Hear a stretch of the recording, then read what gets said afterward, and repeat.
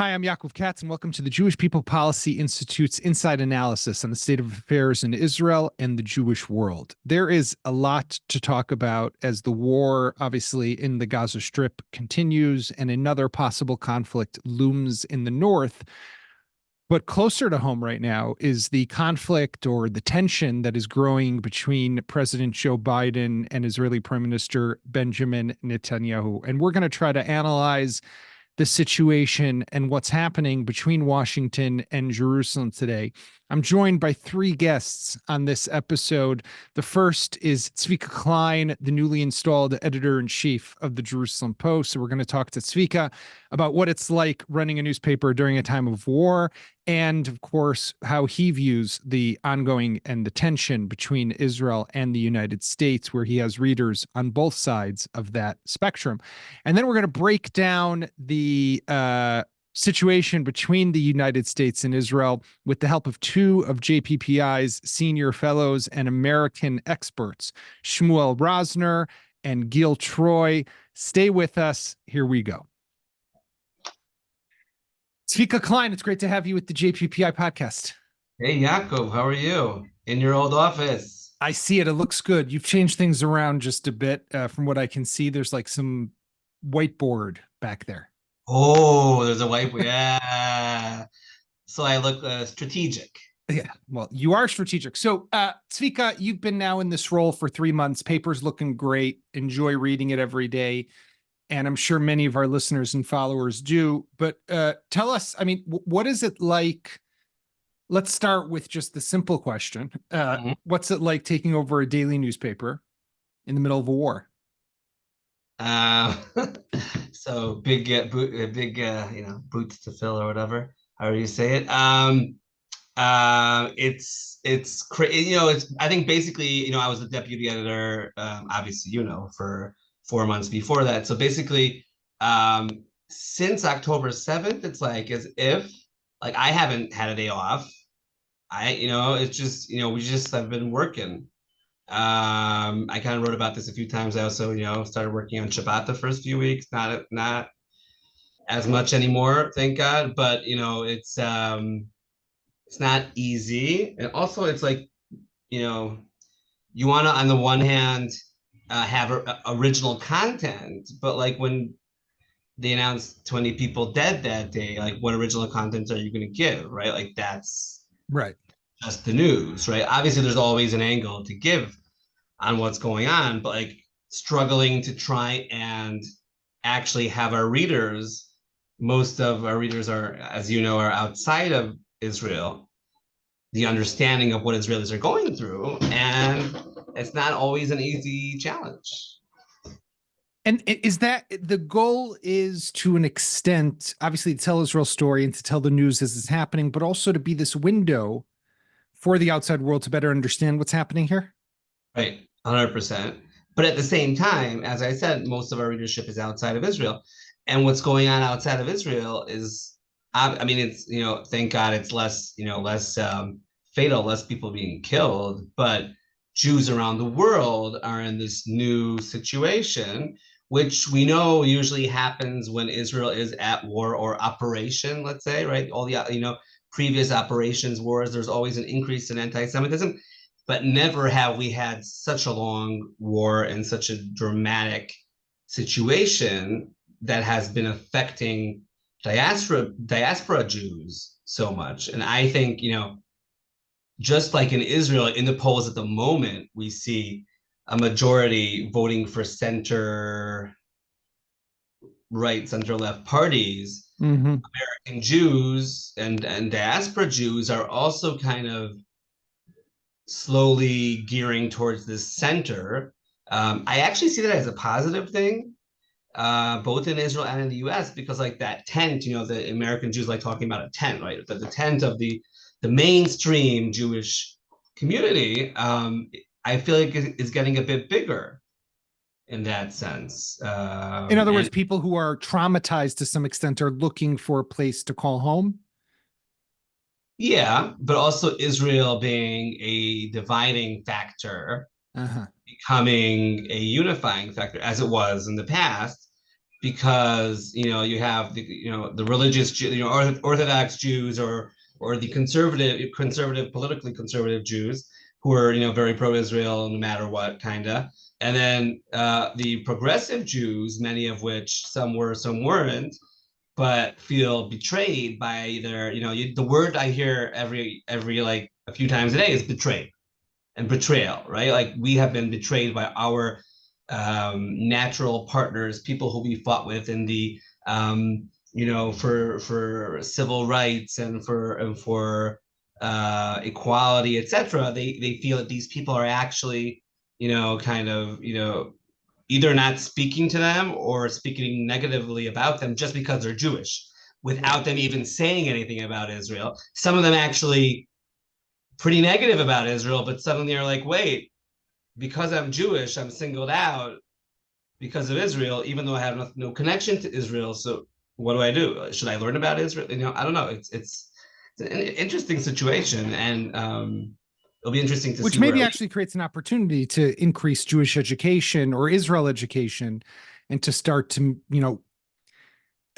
arm people. I mean, one thing that I do. Well, first of all, it's happening already.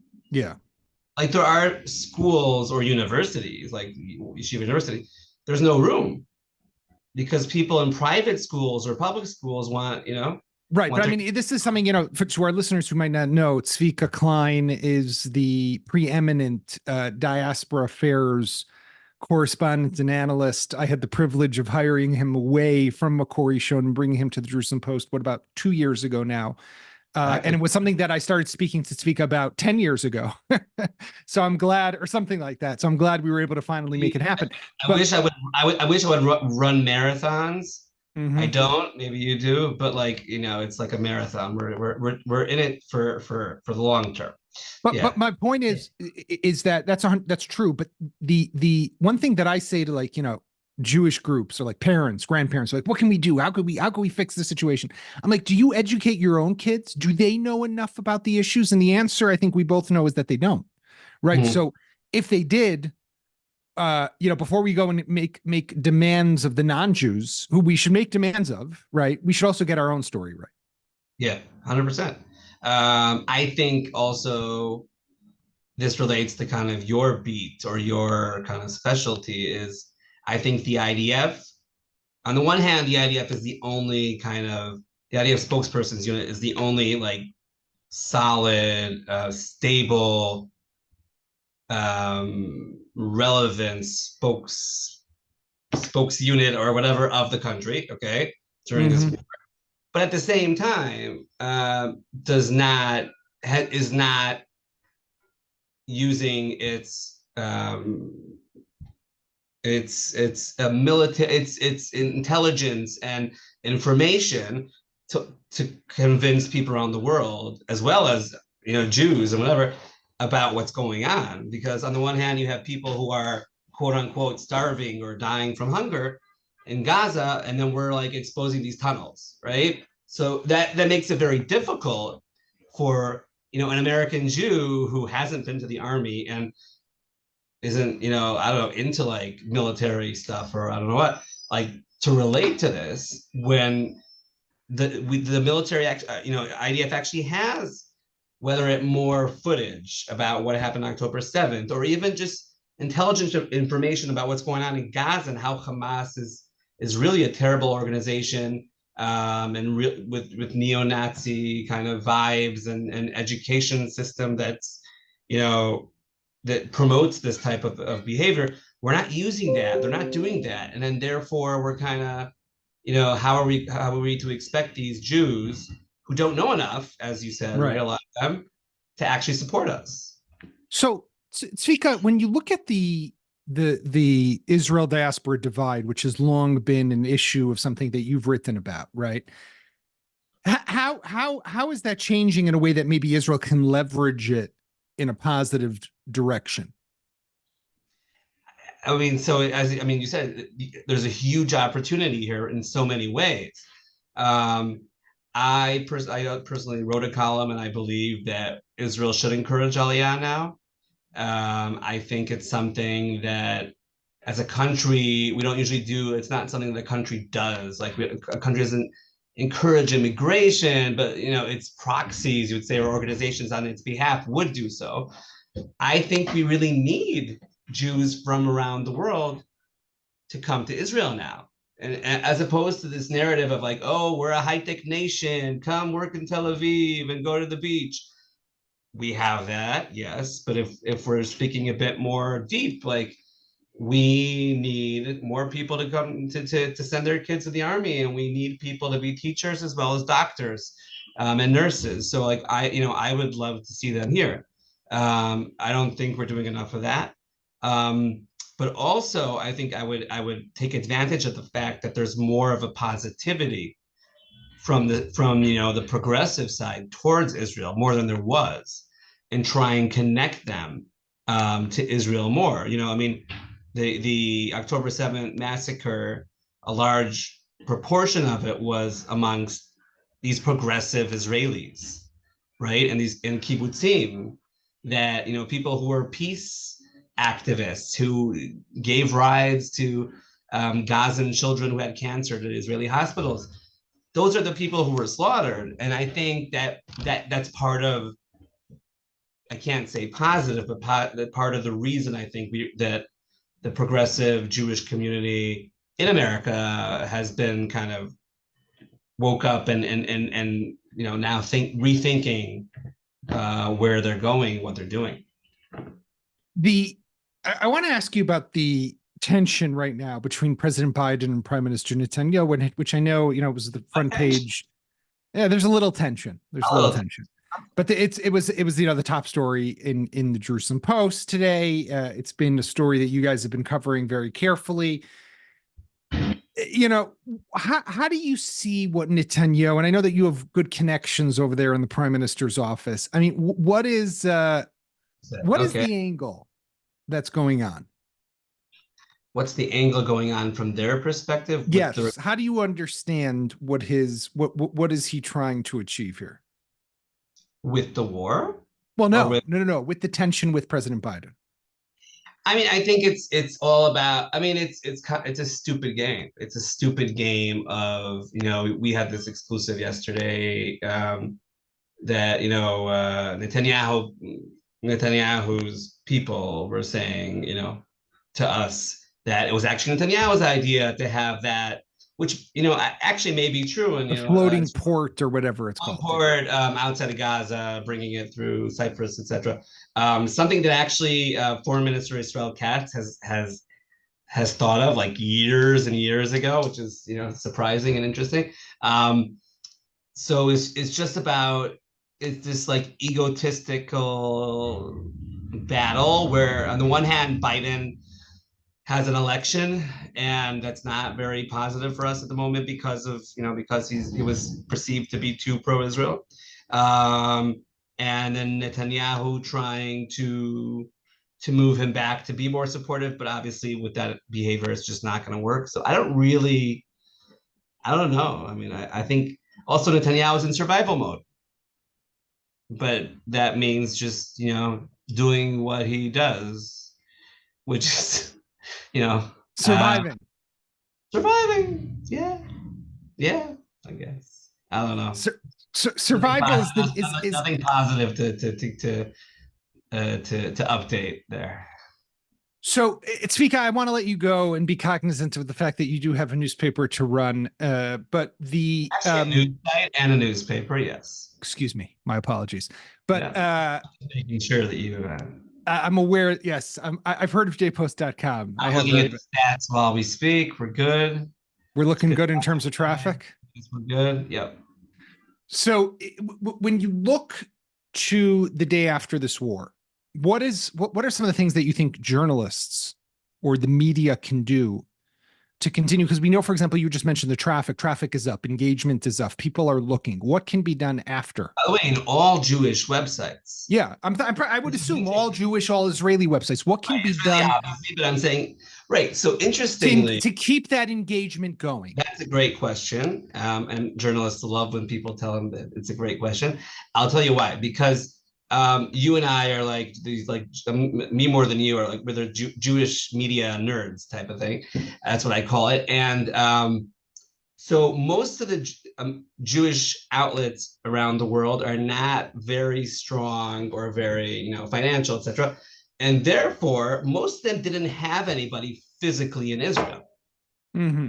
So they actually had to send people here or to hire freelancers in order to cover Israel, which is essential, which is like a major part of a Jew's Jewish identity. Now, on the same, something that I've been saying for years, like preaching to the choir here at least, but Israeli media doesn't cover Hebrew media doesn't cover diaspora the way it should. It just covers it when there's like anti-Semitism, and there's lots of it now, so we're hearing about it, but we're not.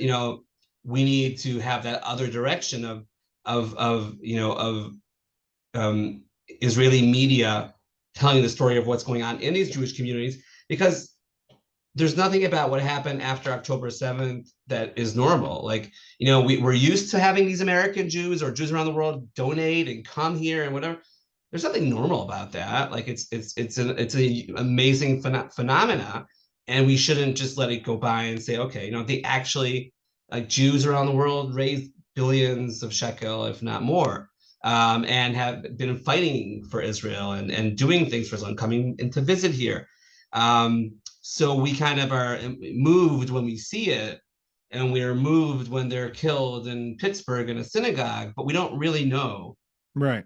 are what they are. So hopefully, like media outlets will be able to shift. I think definitely the Jewish ones will. Uh-huh. Israeli ones probably not. But there is there's increased engagement, and that's going to be your challenge as to how to keep that going. And I'm confident you'll figure it out, Zvika. Hopefully. Listen, this is like, instead of me calling you and asking you a bunch of questions, we just did it here for the We podcast. just did it here for about 20 minutes. Zvika Klein, editor-in-chief of the Jerusalem Post. Thank you so much for being with us. Thank you, Yaakov. So that was a great interview with Zvika Klein. And Gil, I'll start with you. Looking at what Joe Biden in his interview, I think it was on NBC on Saturday night, where he basically comes out and says that Netanyahu, and I might be missing the exact quote, but is causing more damage to his people than good. Netanyahu, of course, snaps back, gives an interview to The Bild and also to Politico, the same Axel Springer organization, and basically says, well, the president is mistaken, right? The president is wrong. If we thought that there was tension under the surface, well, it's come out for everybody to see now. Yes, and it's quite disturbing, partially because it puts Bibi back into his Bibi spot. Bibi loves being in the position where he's standing up against the great American beast, and he then plays to his audience, and it reinforces his base, and we go right back to the Bibi-Obama wars. And that's not what we need at this moment. What we need at this moment is leadership. What we need at this moment is statesmanship. What we need at this moment is vision. And we've got two leaders who are caught. Joe Biden is, as we saw in the State of the Union, on the one hand, in the State of the Union, he was as vigorous and as spontaneous as we've seen him in a long, long time, but he's worried. He's insecure. And when he gets insecure, he plays to his progressive base. When he gets insecure, he worries about Dearborn, Michigan. And what, they can start voting for Donald Trump in November? He starts worrying about the uncommitted voters who said during some of the primaries on Super Tuesday that we're not happy, and essentially with your Israel stance. So he's panicking, and he puts more pressure on Bibi. Bibi, rather than thinking what's best for the country, starts getting into these power games with the United States of America. And the problem is that we have, as you suggested, two hot borders. We still have work to do in the South. And many, many Israelis I know are asking, what is taking so long? Why are you dithering over Rafiq and just letting the international pressure grow and grow and grow? And we have, 80,000, 85,000 people in the North who have been displaced. And we have this kind of cold war with skirmishes back and forth day after day. That is an untenable situation. That's what they should be focusing on. How do we solve that problem? And also, how do we get humanitarian aid to Gaza? Not these ego battles between two old men. So at the risk of being ageist, I'll just laugh one more time at that. But that was a nice description. Shmuel, is it politics? Is that what I mean? Is it that Biden is really that worried about Dearborn, Michigan, and about the progressive flank of his party, or is there something deeper here? Is there a frustration with Netanyahu, who they feel is not is prioritizing political survival, his right wing coalition, his Itamar Ben-Gvir Bezalel Smotrich partnership, and not the good of the country, which would be articulate what you want to see happen, work with us, say those God forbid two words, Palestinian Authority, which Netanyahu can't bring himself to say. What is it? Is it more, or is it really just hard, cold politics? Well, first of all, I'd like to give President Biden some credit and believe that this is not just politics. Politics is certainly part of the equation, and the timing is telling in that sense. You know, we enter the election year and we suddenly see this shift in the tone of the United States leadership. But I assume it's not just about politics. It's also about the continuation of the war and the number of people killed in Gaza that is growing and is of more concern to the US or to the international community. And also what you mentioned, the issue of the day after, the fact that the Israeli government is not quite responsive when the Americans are telling them, well, let's discuss what's coming after the war, whether we can talk about a two-state solution, a regional arrangement, diplomatic processes, and all kinds of other things. I'd like to say that, you know, we often look at statements of such leaders and we ask ourselves, well, is Biden right or Bibi right? And the answer can be, they're both right. Biden can be right in his argument that Bibi is causing more harm than good to Israel in some way. And Bibi is right to argue that Biden is mistaken if he thinks that the war is some private affair conducted by Netanyahu. The war is not a private affair. The IDF is not Bibi's war machine, as Senator Sanders described it. The IDF is fighting a war on behalf of all Israelis. Israelis, and again, this is the paradox that we have to come to terms with.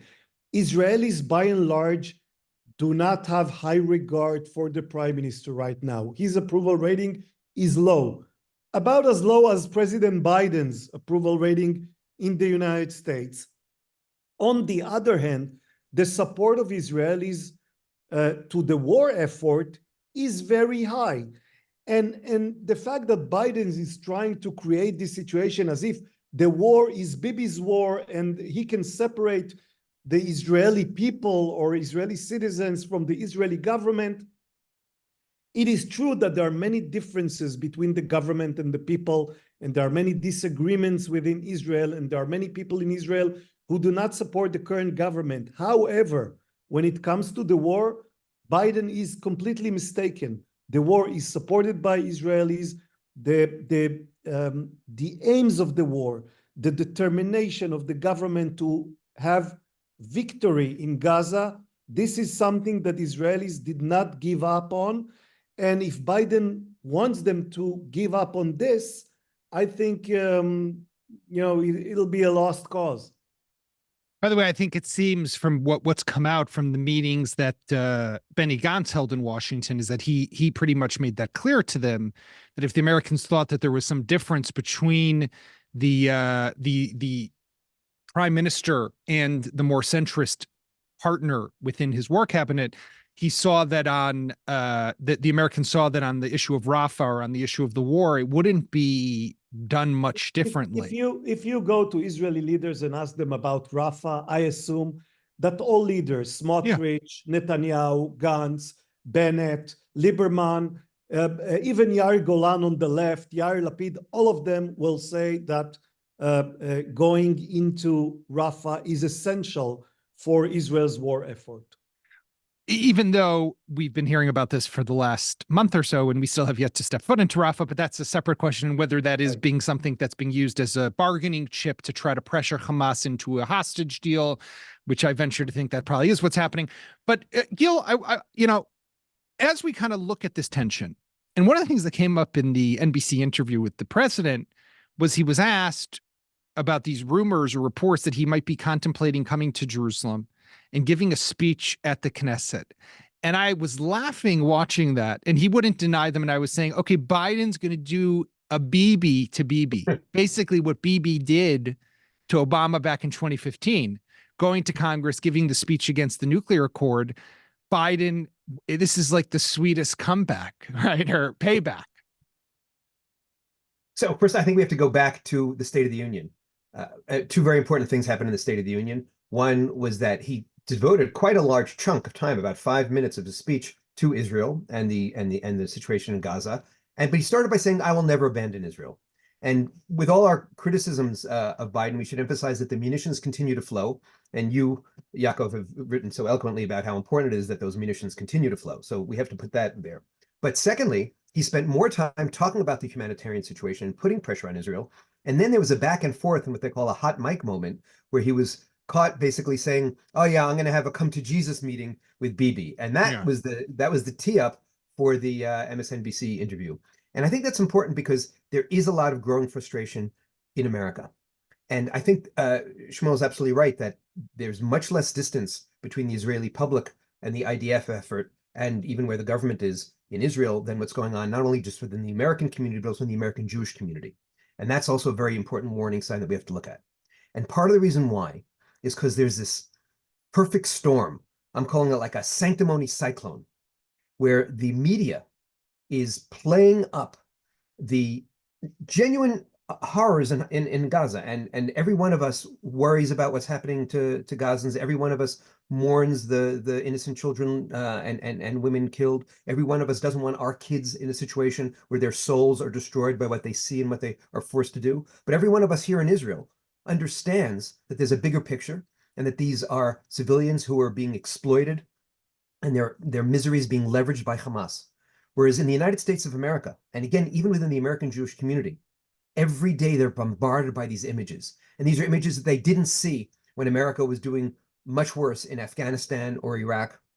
These are images that they didn't see when much worse deaths were taking place and destruction was taking place and famine were taking place in Yemen. And it's become this kind of cyclone of sanctimony. And that's very, very hard to stop. And that's why you also had 600 American rabbis writing to Joe Biden saying ceasefire, barely mentioning the conflict in the north and talking about the conflict in the north as if it's this weather system rather than something that was started by Hezbollah. And one of the things we need in Israel is for the American Jewish community to stand up strong and be as crazy as Dearborn, be as one-sided as Dearborn, be as clear as Dearborn, and saying, this is an existential crisis here. We have enemies north and south who are threatened. But Gil, I'm sorry to interrupt, but the Jews aren't like that in America. I've noticed. Yes. I said what they should do. I didn't say what they will do. If you didn't get the memo. But you know what? But part of the thing is, first of all, there are Jews who are struggling, right? This has been an interesting moment, and there's some shift going on. But indeed, what we're seeing much more is a kind of quiet on the part of those who are with Israel, increasingly, and more voices. Look at the Oscars last night. The Oscar-winning director Jonathan Glazer of Zone of Interest refuted his Judaism. Yeah. By the way, can someone explain what that means? What does that mean? I refute my Judaism. Are you right? It's funny, and he actually denying that you're Jewish? Are you returning your Jew? Like, what does that mean? I refute my Jewishness. And he actually read the speech, and the speech was incoherent. But all we got was that I'm really not into being Jewish, and it's all because of the occupation. Right. And it was actually kind of a perfect. Oh, and no, but also the occupation is because of the Holocaust, right? It's all right. It's all right. And it was just in its simplicity and in its ignorance, it actually showed where too much of the very sophisticated American Jewish community is going. And that's why we really need a pushback on the part of our leaders in the American Jewish community, who I know care, who have been coming to Israel, who have been donating, who have been moving heaven and earth. But they've got to get more political, and they've got to get more aggressive. So, Shmuel, I mean, I want to leave kind of with this final thought and question is, the world sees what's happening. I mean, to me, I'm of the belief, and I just wrote a piece about this past weekend, of how important and vital the relationship is between Israel and the United States. And if you look at it just in practical military terms, I mean, we need them, right? We need help, and we can't wage these wars. Definitely, God forbid, if there's going to be one in the north, and based on 100 plus so rockets that were fired by Hezbollah yesterday, I mean, something here has to change. This is not good. And I wonder if Hezbollah is not escalating to some extent, because they're noticing that there's this wedge now and this tension between Israel and the United States. And they're saying, hey, Biden's going to tie Israel's hands. Israel doesn't have America's support. This is a time for us to take advantage. There are real life consequences to this fight between Bibi and Biden. I have no doubt that these statements by President Biden are an obstacle to Israel's war effort. They are causing Hamas to strengthen his position and becoming more, to be more tough in the negotiations over the hostages. It is hinting to Hezbollah that they can keep firing rockets at Israel because Israel's hands are tied by the United States. And although I believe that President Biden himself believes that he is a true friend of Israel, I think what he's doing right now is not quite being a friend. Let me dwell on one thing that he said during the interview, which I thought was highly disturbing. At some point, he said, there are other ways to deal with Israel's trauma from October 7th, as if what we are doing now is a psychological type analysis. We are going through this healing process that we need to complete. This is something about our souls and not about our security. It's President Biden needs to get back to where he started the war. This is a war for survival of Israel. This is not about our psychological state of mind. This is not about the trauma or about healing. It is about keeping us safe and showing all the enemies that we have, enemies and potential enemies, that things such that occurred on October 7th cannot happen again. And as long as President Biden is, if he's moving to this arena of, let's heal, let's find some way, some other way to deal with the trauma, rather than let's be tough and strategic in thinking about the situation, this is where he's causing, well, he told us that Bibi is a problem for Israel, which might be true. He's also a problem, but he's the president of the United States. So we have to find a way to communicate with him and explain to him why the war must continue. This is complicated stuff. Real life ramifications and consequences, especially when a country that, like Israel, which is highly dependent on the United States and needs that relationship and needs that support, is still fighting wars on multiple fronts. And we need leaders, and we need leaders to get their act together and to recognize that there is something that's bigger at stake here, and that is the future and prosperity of the Jewish state of Israel. Thank you, Gil. Thank you, Shmuel. Thank you to Zvika. And thank you to all our listeners and viewers. You can catch us on Thursday. We'll be back for another episode. In the meantime, let's hope for some quiet also on the Biden-Bibi front. Thank you very much.